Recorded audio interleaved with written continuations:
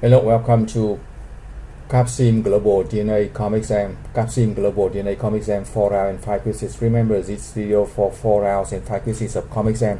I show you the strategy. You do not copy the number. You may use the strategy and the overview how to pass the CompXM of GlobalDNA. Do not copy the number because number may be different from student to student because it is CompXM. So you can use the strategy, right? This for the production. You can check the R&D and marketing in the previous video.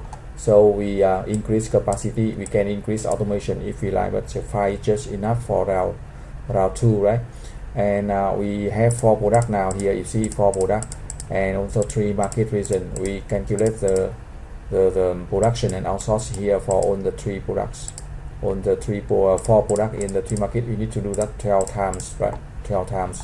And remember to check the budget here to make sure we have enough funds and use all the capacity and outsource if we need more. So again, this is CompXM. Do not copy the number. Use a strategy, right? New strategy: strong promotion, strong sale, increase production capacity, increase automation, and the way to do it, right? And number may be different from student to student. So do not copy the number. If you have any questions, send me the email, or you need the support for our one, send me the email. Thank you for watching. Good luck and success.